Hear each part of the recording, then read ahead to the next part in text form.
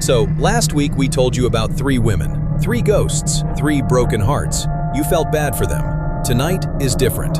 Tonight, we are not talking about ghosts. We are talking about monsters. Things that are not human. Things that crawl on your roof. Things that separate. Things that fly. Things that have been hunting women in Southeast Asia for 400 years and are still doing it today.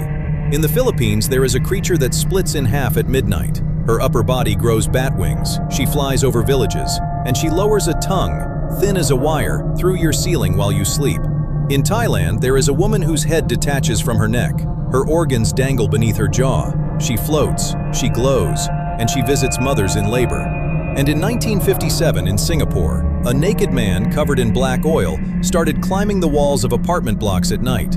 The government was forced to make an official statement. Islamic authorities declared, quote, "This creature is real. Welcome to Sea Daily Buzz. Turn the lights on, close your windows, and do not look up at your ceiling tonight."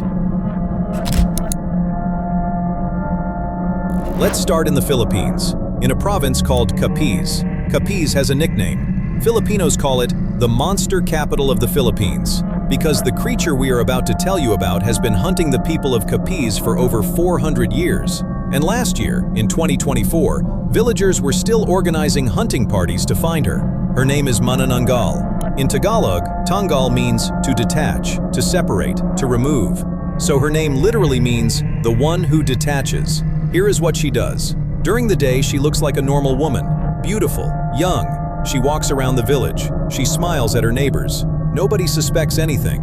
But at night, after everyone is asleep, she goes somewhere quiet, a tree, an empty field, and she starts to come apart. Her skin splits across the waist. Her upper body, the head, the chest, the arms, with all her organs still attached and dangling, separates completely from her lower half. The legs stay behind. Planted in the ground like a tree stump, the upper half grows enormous bat wings, and she takes off into the night sky. She is hunting. Her favorite target is pregnant women, because what she wants is the unborn baby. She lands on a rooftop. From her mouth, she extends a tongue, long, thin, like a piece of wire. She slides this tongue through the cracks in the wooden ceiling, down into the belly of the sleeping mother, and she drinks the blood, the heart, the liver of the fetus through her tongue, while the mother dreams. The next morning, the mother wakes up, alive, but the baby is gone, miscarried, or stillborn, and nobody knows why. Now, what do you do if you suspect your neighbor? You wait until night. You find her lower body, the legs standing alone in the forest, and you pour salt, garlic, ash, and vinegar on the open wound, the stump where her waist used to be, because when the sun starts to rise, she has to come back. She has to find her lower half and reattach. If you've salted the stump, she cannot. The sun hits her. She disintegrates. She becomes ash. That is how you kill a Manananggal. Now, here is where this gets real. In 1590, over 400 years ago, a Spanish friar named Juan de Plasencia arrived in the Philippines. He wrote a report called Customs of the Tagalogs. And in that report, he described a creature. He called her, quote, Magtatanggal, a witch who separated her upper body from her lower body at night to fly and feed. 1590, written down. Fast forward to 1992. Tondo, a neighborhood in Manila. A young woman named Martina Santa Rosa went public. On television, on the news. She claimed she had seen a Manananggal land on her roof. The whole country watched. Police investigated. Neighborhoods organized night watches. Fast forward to today, 2024, Capiz province. Villagers in several towns formed hunting groups. They patrol at night, with salt, with garlic, with ash. Filipino Reddit users still share first-hand accounts. My grandmother saw one on our roof in 1978. My uncle in Iloilo hunted one in 2008. And here is the creepiest part. When the Spanish arrived, the Philippines had powerful female shamans called Babay Islands, healers, midwives, spiritual leaders, women with authority. Spanish Catholic missionaries could not control them. So some historians believe the Spanish amplified the Manananggal legend to demonize powerful women, to turn the village healer into the village monster. It worked. 400 years later, the fear is still there. Ask any Filipino today, a doctor in California, a nurse in Dubai, a student in Seoul. Do you believe in the Manananggal? Most will smile and say, no, not really. Then they will lean in, and they will whisper, but my grandmother saw one, and I'm not going to take any chances. Now let's go to Thailand. To a creature so famous, 6 countries share her. In Thai, she is called Krasue, pronounced Krasue. In Cambodia, Ap. In Laos, Kasu. In Indonesia, Kuyang. In Vietnam, Malai. In Malaysia, Manananggal. 6 countries, 1 monster, 6 names. She has been haunting rice villages across Southeast Asia for at least 800 years, probably longer. Here is what she looks like. During the day, she is a normal woman, beautiful, young, quiet. She lives in the village. She seems shy. She never goes out at night, supposedly because she is not feeling well. At night, her head detaches from her neck, the head floats away, and hanging from the base of her jaw are her organs, the heart, the lungs, the stomach, the intestines, all of them, dangling, wet, glistening in the dark. She glows, a faint red-orange light like a dying lantern. Villagers in Thailand say you see her at the edge of the rice field at night, a small floating light, moving between the trees. If you stare too long, you realize the light has a face, and the face is looking at you. Her body, the headless body she left behind in the house, stays there, sleeping, breathing, waiting for her head to come back before sunrise. What does she eat? Raw meat, blood, roadkill, frogs, chickens, pigs. She is always hungry, but her favorite meal, her specialty, is a pregnant woman in labor. In rural Thailand, even today, when a woman goes into labor, families hang thorny branches outside the window, usually from the jujube tree. Why? Because the Krasue is drawn to the smell of blood and placenta. She floats to the house. She tries to come through the window, and her internal organs, hanging from her throat, get tangled in the thorns. They rip. She escapes, but she cannot feed. There is another defense. If you find her headless body, you can move it. Turn it upside down. When her head tries to come back at sunrise, she cannot find it, and the sun burns her. Where does this story come from? The Thai version goes like this. A very long time ago, a Cambodian princess fell in love with a Thai nobleman. Forbidden. They were caught. She was sentenced to death by burning at the stake. The night before her execution, she begged a Khmer witch doctor for a spell of immortality. The next morning, they tied her to the stake. They lit the fire. The spell was not ready yet. It activated in the middle of the burning. Most of her body was already ashes. Only the head and some of the organs became immortal, trapped, half burnt, half alive, forever hungry. That is the Krasue, and she has been documented in modern Thailand so many times she became national news. In 2008, in Pathum, Thani province, a family's home security camera captured something floating near their roof at night, a glowing object, moving with purpose. Thai television ran the story for weeks. Experts said, sky lantern. The family said, we know what a sky lantern looks like. This had a face. In 2023, Lopburi province, multiple villagers, same sighting. Local newspapers picked it up. 2024, Buriram, Ratanaburi. Villages filing Krasue sightings in official police reports. And the Krasue has gone global. In 2019, a Thai horror film called Inhuman Kiss came out. It won the Thai Academy Award for Best Picture. Netflix picked it up worldwide.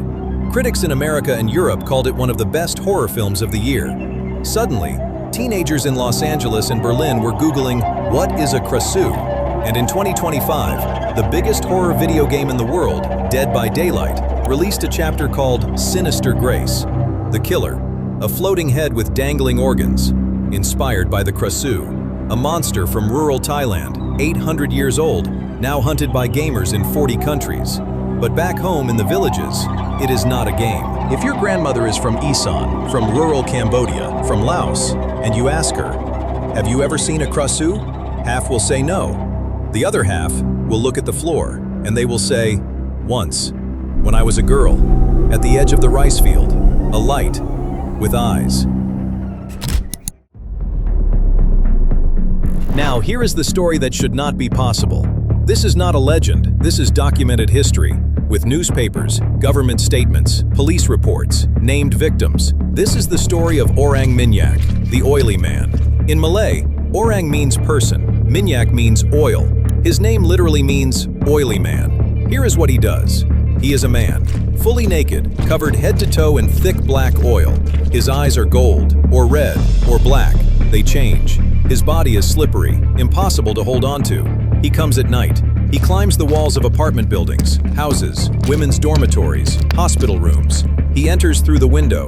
He attacks young women. And when he leaves a signature, a smear of black oil, on the victim's forehead. Where does he come from? The legend says he was an ugly man, rejected by every woman, laughed at his whole life. One night he made a deal with a black magic sorcerer. The deal, the sorcerer would give him supernatural powers, strength, the ability to climb walls, slipperiness. In exchange, he had to assault 21 virgins. In 7 nights, complete the quota, he becomes human again. Fail, he remains the Orang Minyak forever. That is the legend. It sounds like a campfire story. Here is where it becomes real. October 12, 1957, Singapore. A Malay-language newspaper called Berita Harian published the first official report, an Orang Minyak attack, Clementi district, Singapore. Within weeks, every public housing estate in Singapore was in panic. Clementi, Alexandra, Ayer Rajah, Changi, dozens of attacks reported. Women attacked in their beds, in their dormitories, oil stains on foreheads, on bed sheets, on windowsills. Singapore police were overwhelmed. The attacker was never caught. Or attackers, because sometimes the attacks happened in different districts, on the same night, at the same time. The panic grew so big that the Chief Kathi of Singapore, who is the top Islamic legal authority in the country, was forced to make a public statement. He said, and this is on the record, "The Orang Minyak is a real entity. He can take different forms. He is capable of supernatural acts." A government religious official in Singapore in 1957 officially confirmed the monster is real. Nothing like this has happened anywhere else in Southeast Asia. No other folklore creature has been officially endorsed by a national government authority. Only Orang Minyak. Now, why was this happening? 1 year earlier, 1956, the biggest movie star in Malaysia, P. Ramlee, released a horror film called Sumpah Orang Minyak, The Oath of the Oily Man. It was a massive hit. And then, copycat crimes started. Men realized, if you cover yourself in coconut oil and charcoal, you are slippery. You cannot be caught. You can climb walls. And when police ask, the victim says, "I was attacked by a monster, not by a man." Police eventually caught several suspects. They were just men, criminals, sex offenders, covered in oil, using the legend to get away with assault. But the people did not believe this explanation. Villagers, religious leaders, they all said, "Yes, we know some of them were men, but the others, the ones we could not catch, the ones who climbed the side of a 4-story building, those were the real Orang Minyak," and the attacks never stopped. 1981, Malacca, Kampung District, sightings and attacks all over again. NBC News covered it. 2012, Laksamana Village, Malaysia. 200 villagers took turns patrolling the streets every night. 200 men with flashlights and sticks because women in the village were being attacked. 2018, Kelantan. A young woman named Nik Anis Ashira Kamarulzaman was attacked in her home. She told reporters from her hospital bed, "It was the Orang Minyak. I saw him. His eyes were gold." The police said it was a man, a criminal. She said, "I know what I saw." And here is the question you are going to lose sleep over tonight. If every one of these cases was just a man, a criminal in oil, then why has nobody ever caught one climbing a 4-story building in seconds? Why do oil stains appear on windowsills 3 stories up? Why did the Chief Kathi of Singapore, a trained religious scholar, confirm it was real?